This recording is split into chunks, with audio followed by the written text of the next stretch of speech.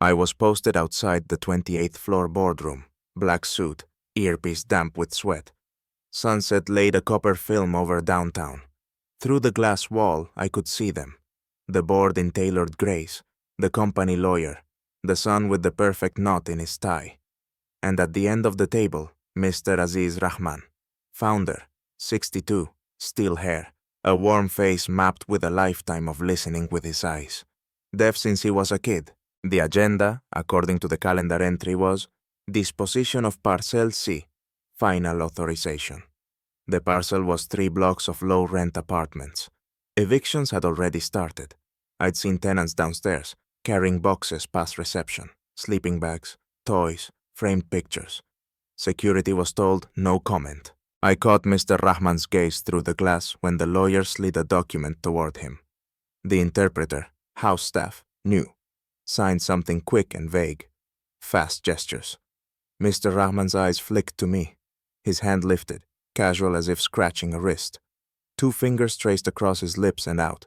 The ASL sign for truth. Then he changed his mind, tapped 3 times near his heart. Help, he signed. Small so only I could see it. Help. My sister taught me enough ASL to say, "Hi, I'm Mateo. Coffee, bathroom is left." I'd never needed more than that for this job. I wasn't hired to translate. I was hired to look tall and be quiet. According to the hiring packet, primary functions, access control, threat assessment, executive escort. Stay neutral. Inside, the son tilted the pen toward his father. The interpreter's hands moved again, but she didn't mirror the tone I knew Mr. Rahman preferred. Deliberate, exact. She signed sign here, a quick slash. Not this authorizes sale despite pending appeal. Not you are transferring power despite your previous memo. Just sign. Mr. Rahman didn't look down. He kept looking at me. Then he shifted his hands low where the table hid them and silently spelled my name. Mateo. The room was airtight. The AC hummed. I felt the years of everything I'd swallowed in back hallways and service elevators. Things above my pay grade. I stepped inside on a pretext. "We've got a fire alarm test scheduled in 10 minutes, I told the lawyer. "Building management needs a hallway clear." I pointed at a laminated notice on the wall. Utility policy. It wasn't a lie. The test was set for tomorrow. Close enough to sound real. The lawyer frowned. The son sighed. "We need 5 minutes, he said. 5 minutes is a lifetime around a pen. I moved to the corner by the pitcher of water, watching, counting breaths. Mr. Rahman tapped his glass. When the interpreter leaned in, he signed slowly now, with the kind of gravity that makes a room lean forward whether they understand it or not. "I want to read every line, no summary." The interpreter hesitated, then told the room, "He wants to read every line." The son smiled tight. "Of course," he said. According to the memo I had seen in the mailroom this morning, distribution, legal, finance. There was no of course. There was only speed. Mr. Rahman glanced at me once, then at the document. He didn't sign. "This story is a work of fiction. All characters and events are imaginary. Like and subscribe for more stories that challenge prejudice and celebrate courage." I took the job at Rahman Urban because the posting didn't smell like nightclub brawls or cash in envelopes. Health benefits, day shifts. My mother liked the sound of executive protection. I liked that the work was mostly light. Elevator doors, lobby greetings, a desk with a view of the river. Nobody mentions what happens when your conscience starts logging overtime. According to internal orientation videos, Mr. Rahman had built the company out of rehabbed brick, not glass. He'd grown up in a 2-bedroom walk-up, watched his mother count her coins twice. The videos praised his vision for equitable development. They didn't mention the hearing devices he never wore. He told staff in handwritten notes he preferred hands and face. He wrote, "Speech reads the mouth. Truth reads the eyes." I saw him twice a day. Morning, when he arrived precisely at 8:55 with a folded newspaper, and evening, when he left precisely at 6:05 with a reusable grocery bag. He nodded to housekeepers. He bought empanadas from the cart outside. He never hurried. 3 months in, the son, Navin, became a regular. He walked like a clock's second hand, always moving, never unsure. Finance background, Ivy League degree, according to LinkedIn. He always used the private elevator. The daughter, Lena, came less often. Her name on a small plaque by the foundation's office on 12. The first time I watched tenants wheeling suitcases through marble, I asked the concierge if we had a donation drive for displaced residents. He shrugged. Different building, he said. Different problem. A week later, maintenance taped a new notice in the freight elevator. Shred bins are for confidential documents only. Do not remove bag before scheduled pickup. The font was bold. The ink was still wet. In the mailroom, I slid packages on shelves and read the return addresses. Law firms, environmental consultants, a public relations outfit with a slogan about shaping narratives. I scanned the incident log. Nothing. But nothing had a smell now. Toner, coffee, and a string of calendar invites titled Board Special Session.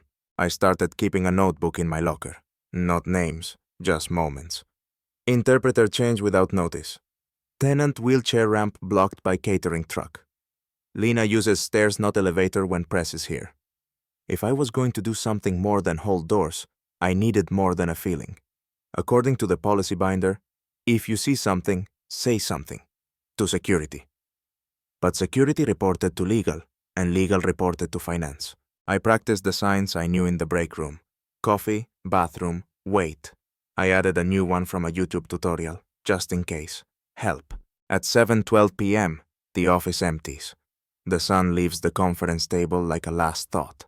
Cleaning crews arrive with bins that squeak. The shredder on 28 sounds like rain caught in a pipe. I didn't go inside the boardroom. I stood in the hall by the framed photo of the old brick factory, pretending to check the emergency exit light. The assistant to legal, blazer sleeves pushed to elbows, hair in a tight coil, fed stacks of paper into the machine. Once in a while she tore a staple with her teeth. The shred bin filled, thin confetti forming a drift. She took a call. Yes, she said low. The notary will be on site Friday. No, he's ours. Yes, I checked the stamp number. It's valid. She laughed once, no humor. We're not amateurs. When she turned to grab another stack, a single sheet slid off the table and landed by the door. 2 steps, a stoop. My hand moved without thinking.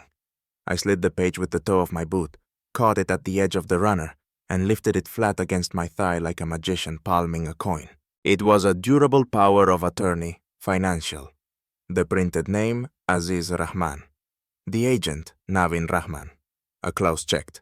Effective immediately. The notary block was blank. The date field read Friday.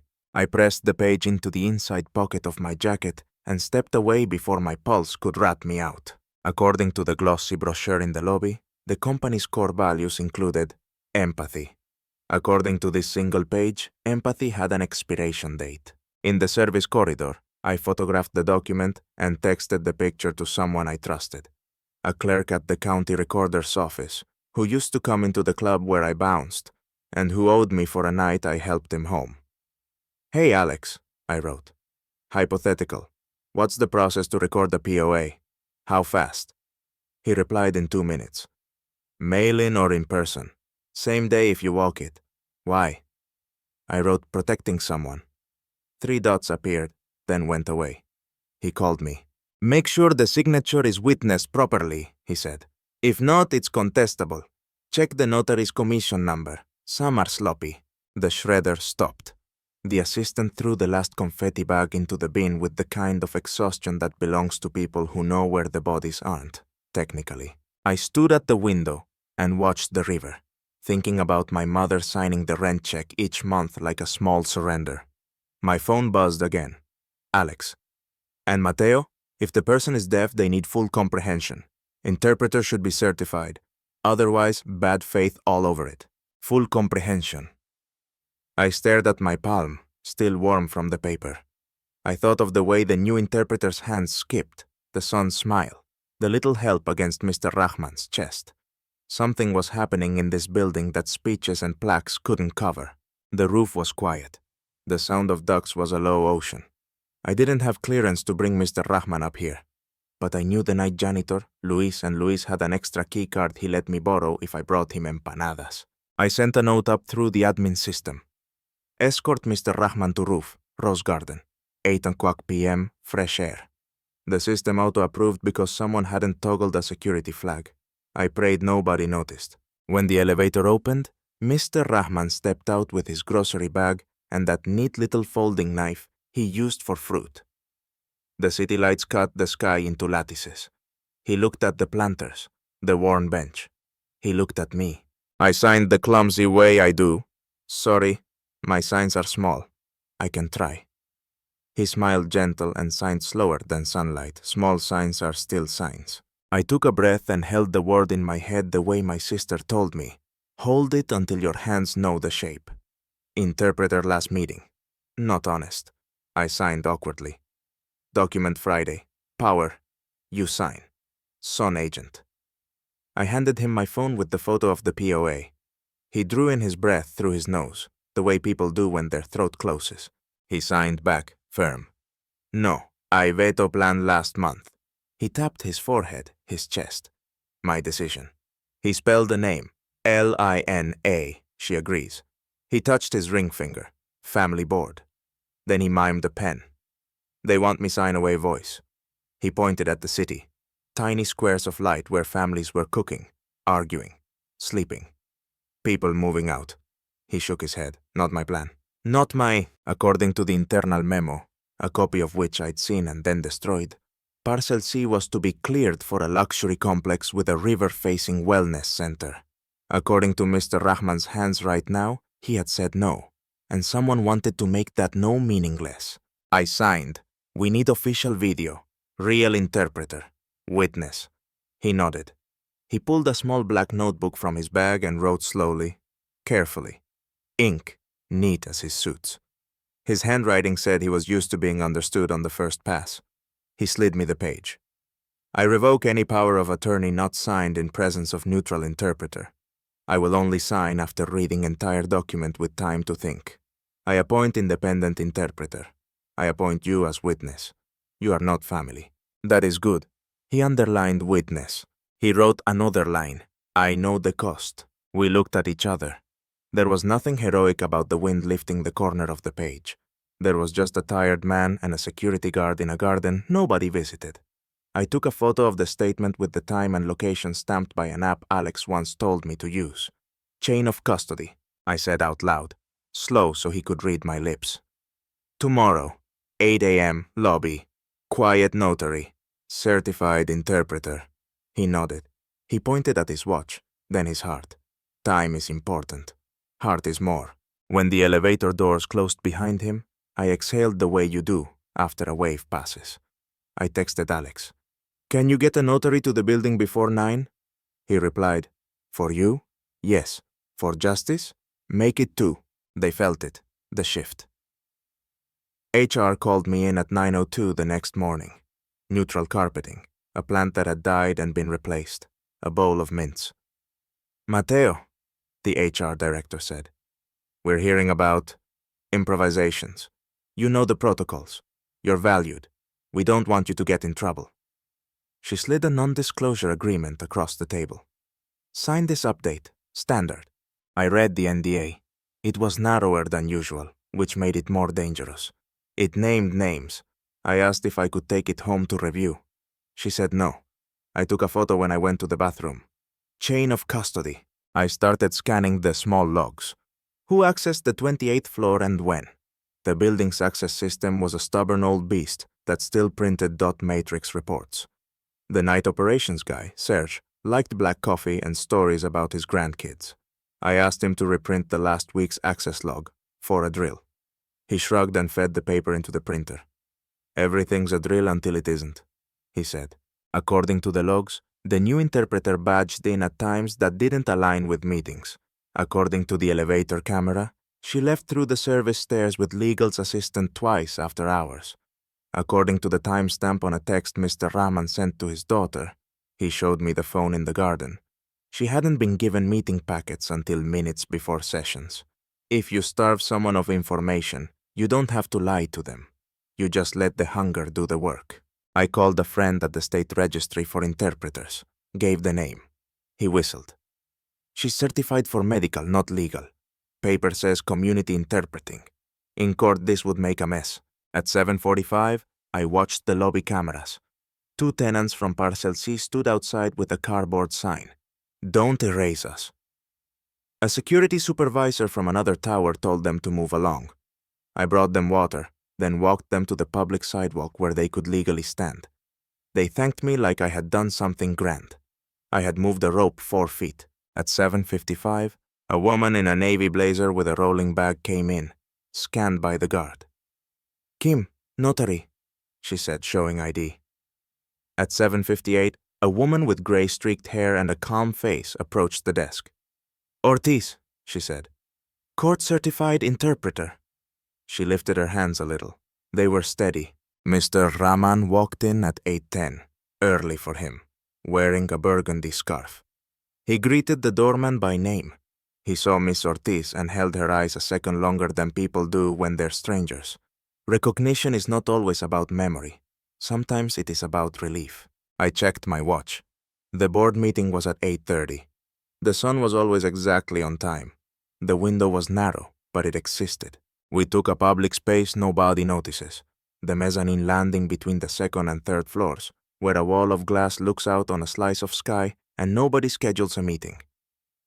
Miss Kim opened her leather journal. Miss Ortiz placed a small sign that read, Interpreter, Certified, on the table. It felt ceremonial, like placing a flag. I explained, slow. To the camera on my phone I had set to record with date and time stamped. This is a statement by Mr. Aziz Rahman. Present. Mateo Cruz, Security. Miss Kim, Notary Public. Miss Ortiz, Court-Certified Interpreter. Location? Mezzanine. I breathed.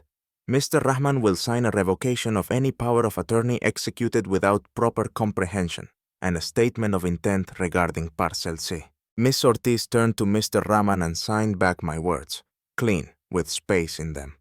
He watched, nodded. He asked a question. A big one, 2 hands, palms up. Consequences. Miss Ortiz voiced. He asks about the consequences. I answered the only way ethical heads will let you. There will be pressure, possibly legal threats. People may try to isolate you again, but this is your voice. This document is yours. Miss Ortiz signed the shape of that truth back to him without smoothing its edges. He turned to the page Miss Kim had prepared. Revocation and clarification. He read each line. He made a small correction. Added independent before interpreter. He pointed to my name where it read witness and shook his head. He took the pen. He wrote in block letters. Witness, Mateo Cruz. Security is to be known as Ali, not staff.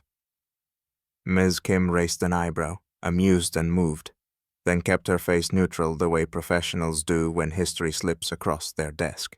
He signed. It was not just a stroke of ink, it was a refusal to vanish. At 8:24, my radio crackled. Cruz, need you on 28, now. The son's voice, fast. I kept the channel open and said, On my way. I looked at Miss Ortiz. She nodded, already packing.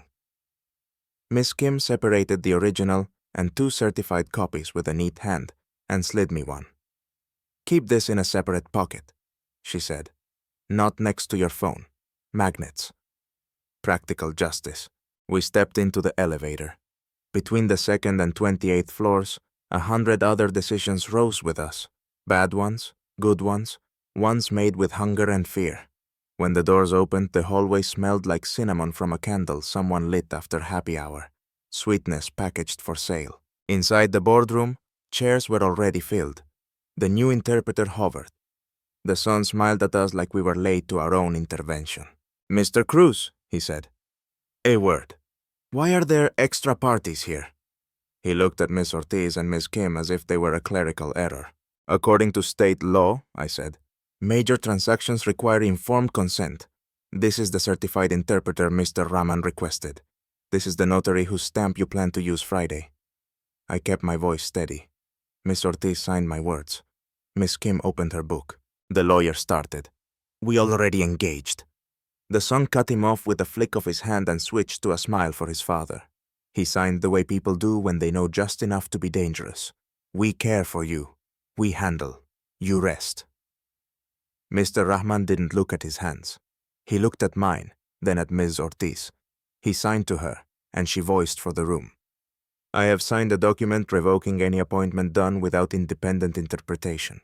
I will read every line today. I will not yield my voice. Silence settled like a new law. Ms. Kim looked to the lawyer. We can proceed properly, she said. Or I can take my stamp downstairs and file what he signed now. Your choice. Her voice belonged to someone who'd seen more bluffs than poker tables. According to the meeting agenda, we were supposed to be 15 minutes into a slide deck about demolition timelines. Instead, the first page of the contract slid back across the table toward its author. Things happen fast when you interrupt a machine. The son excused himself under the old excuse. A quick call, and stepped into the hall, the lawyer like a shadow behind him. 2 security supervisors I didn't know came out of nowhere. Their jackets were the kind you buy when you want to look like a cop but stay plausible. Cruz, one of them said, tugging his cuff. You're relieved. Badge. I kept my hands where they could see them. Relieved by whom? I asked. I report to facilities, not finance. I looked past them at the camera in the ceiling dome. It blinked its slow blink. We're on tape. The second one glanced at the red recording light on my phone, still live in my breast pocket. He took a half step back without meaning to. The first held out a hand anyway. Badge, he said. No. Mr. Rahman signed from the doorway, sharp enough to almost be a no spoken out loud. Miss Ortiz voiced it for the hallway. No. Then he signed, almost theatrically for the camera. He is my witness today. If he leaves, I leave. If I leave, your deal leaves. The son watched, calculating. The lawyer's face pinched in the way faces do before they become memos. Miss Kim cleared her throat. Mr. Rahman, if you feel unsafe, I can notarize a statement of duress now. She said it like a weather report. Neutral. Unavoidable. The son put his hands up. We're all friends, he said, which is something people say right before they take your chair. He stepped back into the room. The supervisors followed him, pretending they meant to walk to the elevator anyway. Inside, Miss Ortiz placed each page of the contract flat and signed. He is reading. Mr. Rahman read. He made notes. He crossed out a clause about indemnification and wrote slowly, You will not use my name to harm tenants. He underlined harm twice. At 10:03, a junior associate walked in with a stack of printed emails. She put them down too hard, the way you do when you need the sound to say something your mouth can't. On top was a name I recognized from the protest sign downstairs, Tenant Association. The email below it had a subject line that would later explain everything. Narrative Management, Parcel C. I glanced at Miss Kim. She raised a brow like a signal between drivers in the rain. Chain of custody. I took a photo. The lawyer noticed. No photos, he snapped. Confidential. According to the law, I said, you cannot stop a person from documenting their own consent process. Miss Ortiz signed it. Miss Kim nodded. The recording light on my phone kept blinking. When Mr. Rahman reached the signature lines, he put the pen down. He signed, via Miss Ortiz. I will sign only the revised version with my changes. I will not sign a power of attorney. I am capable, I am here. If you think I am not, I will bring a doctor here today. We will all sit. The son stared at the words as if he could make them change by looking harder. In his face, I saw the boy he might have been before success taught him how to move rooms. I could almost hear the clock in his chest needing to tick. He smiled finally, but without teeth. We'll review your changes, Baba, he said, switching to the word for father he used only when the room mattered. He looked at me. Mr. Cruz, you've made yourself very visible today. According to your family's values, I said, visibility is transparency. It was petty. It felt right. 3 days later, at the City Housing Commission, the room smelled like paper and boiled coffee. The tenants from Parcel C filled the left side in their good shirts. On the right, developers in suits and a few reporters with pens instead of cameras. A woman from the Tenant Association adjusted a stack of petitions like armor. The commission had given Rahman Urban a slot because the eviction schedule had collided with a lawsuit about environmental remediation. The underground plume beneath Parcel C, according to long-buried reports a neighbor had DM'd me, was more complicated than advertised. If you move people out under a renovation and leave a mess, you invite a different kind of court. Miss Ortiz stood next to Mr. Rahman, hands relaxed, chin high. Miss Kim sat 2 rows back with her leather book like scripture. I sat behind them both, the way bodyguards do when we're watching for storms. Lena slid in next to her father in a navy dress, hair pulled back, jaw set with a tenderness that doesn't back down. Witnesses stated under oath that they had been given 30-day notices, even though their leases said 60.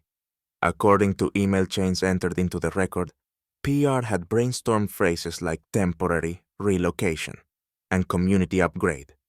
According to a consultant report stamped, draft, do not circulate, that a tenant had foya'd, hazardous materials required more testing than the company had budgeted for. When it was their turn, the lawyer's voice filled the room in that way expensive voices do. He talked about intentions, about market forces, about reimagining neighborhoods. Then he gestured, an opening he meant to control. Mr. Rahman would like to say a few words. He looked at Miss Ortiz with a hint of annoyance he didn't intend. Mr. Rahman stood. The room quieted not because he was powerful, but because everyone recognized the sound of someone about to tell the truth. He signed, and Miss Ortiz voiced, without adornment. I did not authorize evictions. I said no. I was presented with a document to hand my voice to someone else. I refused. On Tuesday, I signed a revocation with a notary and a certified interpreter.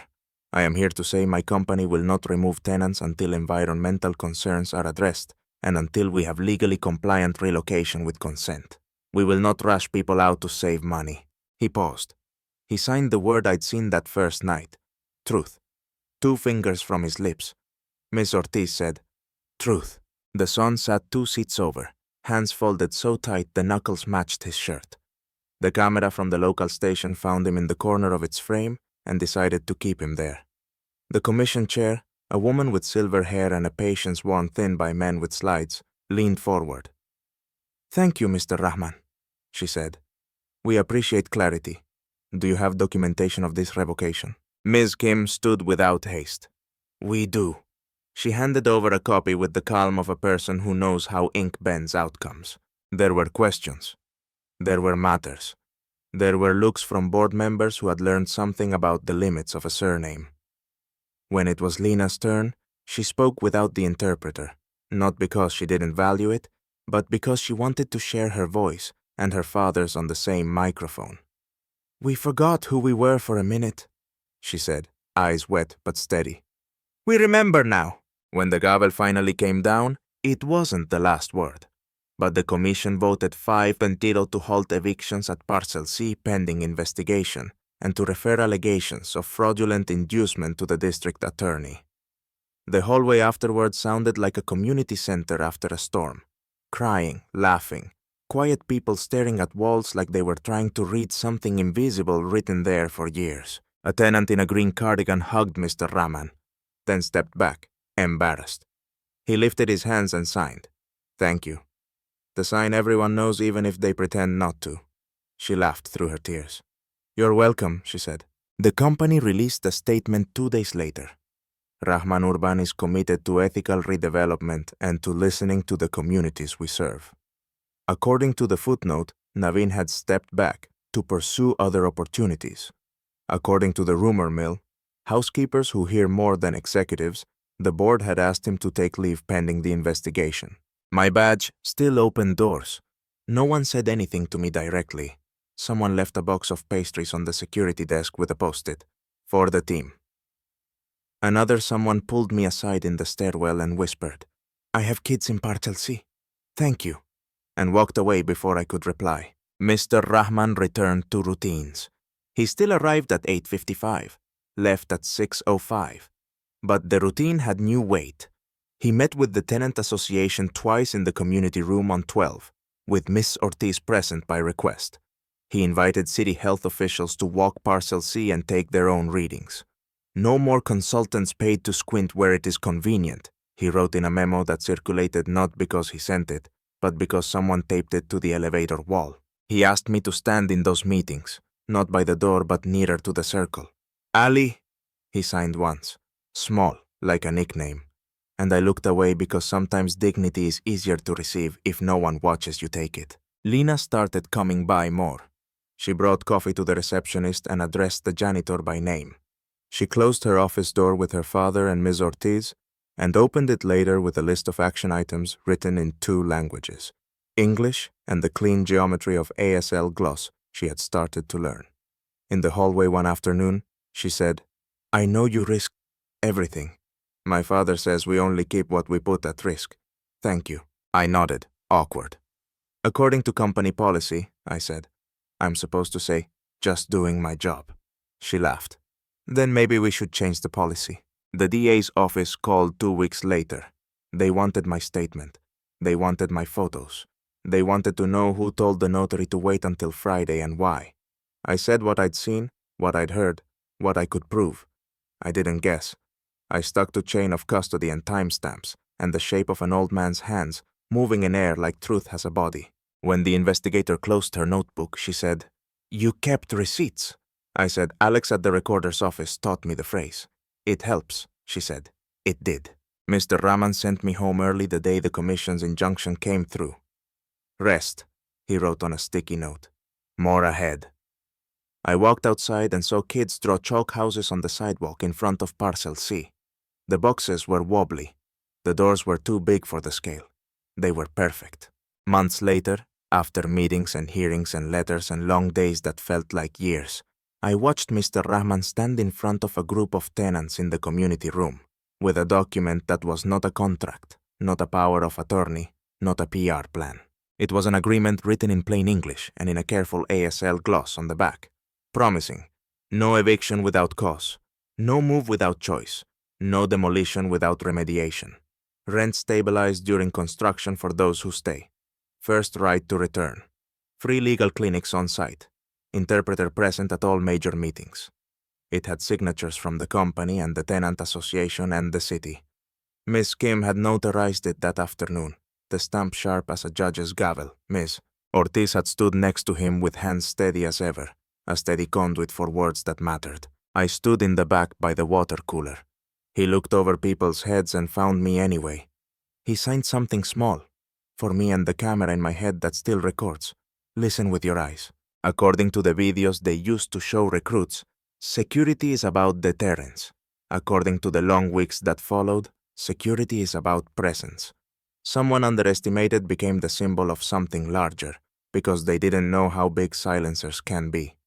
They underestimated a deaf father who read the room better than anyone with ears. They underestimated a bodyguard who was only supposed to watch doors. They underestimated tenants who knew the shape of home in their bones. On my last day in the building, because I did leave eventually, to take a job at a courthouse where witnesses need someone to stand with them, I found the original revocation Mr. Rahman had signed, the copy Miss Kim had given me, at the back of my locker. I ran my fingers over the raised notary seal. It wasn't magic. It was paper and ink and the human insistence to be counted. I took it out and tucked it into a folder labeled "Kept." As we left the community room that evening, I heard the low murmur of people doing what people do when the weather changes, making plans.